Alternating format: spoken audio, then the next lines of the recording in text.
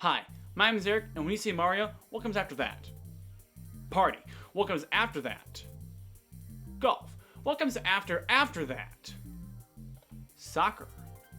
Mario sports games, something I very much enjoy.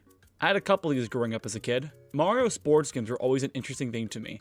It was just regular sports, but with a zany Mario twist being thrown into it. It's like taking badminton and putting Luigi in it. It's still badminton, but it's got Luigi in it. I didn't play a lot of Mario Golf, but Sluggers was always a game I kind of enjoyed. But between all of those games was Mario Strikers, my favorite. Preferably the Wii one. Super Mario Strikers, soccer, but Mario. Developed by Next Level Games as it was revealed around E3 of 2005. The game was said to be more of a realistic Mario sports game, but they threw all that out the window to go for more of a over-the-top kind of style. Over the top works better. It would be kind of weird seeing Mario getting fake injuries or have other long-lasting effects of being tackled. To back up this over-the-top kind of style, they put military-grade electric fences into it. Also, they put traditional Mario items into the game, but now with more oomph to them, like bananas. In Mario Kart, I always hated getting these, but in Strikers, one broken leg coming right up. At the time, this game had the most recorded lines for any Mario character in any Mario game. I wonder if those lines was The game was developed in 13 months. Coming out in 2005, the game was received well by critics, but with some watching more when it came to single player, as the game only really had multiplayer type modes, which would get boring after a while. Next Level Games would take this criticism and use it to create an even better Strikers only 2 years later. Ho ho! Next level game! Yahoo! Did you just love how that sounds? Mario Strikers Charge, dropping the Super for more of a debit card action, being yet again developed by Next Level Games. They took all the meh from the first Strikers and made it so much better. Coming out in 2007 everywhere in the world, and then 2010 in Korea. What did they do for 3 years? My personal favorite of the two, as I had a friend from school who would bring it over to my house a lot. I didn't own a copy myself. I was a little bit too addicted to for a little while. And I still am. I always enjoyed this one with the menu that was quite interesting because it's on the ball, it's on the ball, it's on the ball! There was so much to do on the single player side, with cut battles and challenges, as well as local multiplayer. With the first game already being over the top and zany, this game took the zany meter and turned it all the way up. The game itself also feels faster. With shorter game times but even faster gameplay, it was a good mix for what they were doing. A huge upgrade in the first game style as it felt more goofy with characters and voice lines. Remember the zany meter, it's all the way up, it's gotta be zany! With a good selection of characters and a customizable sidekick system, even if it really is just Hambros and the others, the field always felt different with each game. Challenge mode was also something you could do in your free time, as it offered different challenges with the difficulty going up with almost each one. Why is Diddy Kong the hardest? He's above Bowser by a whole level of difficulty. Him? Now the meat on the bone, the main course, the big one, the battle mode.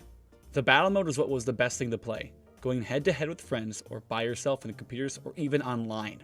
There was a lot of competition to be had, taking on opponents in a multitude of well-made maps with a lot of style to each of them, and with each character feeling so alive. Oh my god, this game was just so good. Items came back with even more special powers being given to each of the team's captains. Yoshi had an egg, Mario can grow big, and Wario can fart. I just really enjoy this game a lot. It just makes me smile. It's not every day you could hit a princess and get away with it. After this game received great love from the critics for building off of everything the first game did, it would be so obvious to make the next game on the Wii U and build off everything again and keep the ball rolling. Of course not, that would be too good. It's never a good sign when there's a huge gap between releases. 2022, the year of and shit. Being shown off in a Nintendo Direct in February, the gameplay and trailer that was shown made this next iteration look quite interesting. The game was released on June 10th of the same year to mixed reactions. Critics saying the game didn't have enough single-player content and a lackluster roster of characters. I say, let's look for ourselves and see the goods and the bads. Not gonna say this time, huh? That's weird. Every Strikers game has this little opening cutscene, and each of them is fun and unique as it shows off what you could do in the game. Except this one, it's practically the same cutscene they showed off during the Nintendo Direct, with little to no differences. At least when the other ones got announced, they only showed off gameplay and such. This one does it too, but they put a CGI trailer in the beginning of it. Not complaining, just annoyed. Menu looks rather stale, kind of like the first game, but with not much modes to offer either. It's not on a ball anymore. That's a loss for me. No challenge mode this time, it's just brawl, cut fight, and Strikers Club. Oh, and gear selection. The big gimmick of this game is the gears add-ons, giving your characters the edge that they need to overdo the other team in the field. You pay for gear using coins in which you get by just playing the game. Not a lot of coins, though, or else they wouldn't get you sucked in that sweet, sweet gameplay loop. Gear changes the overall base stats of a character, and you can either go all in on one single set, or you can mix and match with whatever gear you'd like to see what will fit your playstyle. This is a great standout feature that I think is pretty good. Puts a sort of strategy into the game, as it's completely optional to wear the gear you get. You can always choose on the menu to wear it or not, in case you have that one type of friend. God damn it! I said the gear this time! Another new standout feature in this entry is the club mode. You can already play with people all around the world in the online mode, but if you want a little bit more of a touch of a tournament feel, you can join clubs, or make your own. I'd rather not be a leader, so I think I'll join the Egg Club. Get out! The club mode is cool, but it's pretty much an empty desert these days. And for the main battle mode, well, it's battle mode, but now instead of picking a captain and having other Mario characters as your sidekicks, you get to choose everyone to be on your team. No hammer, bro? That's a loss for me. This is a game where Toad looks more angry than Bowser. Now that's really saying something. This mode is still pretty much the same. You score goals, they score goals, you use items, they use items, and whoever wins, wins. But with every iteration of Strikers, they have a sort of power move mode. In Super Strikers, you had the Super Strike.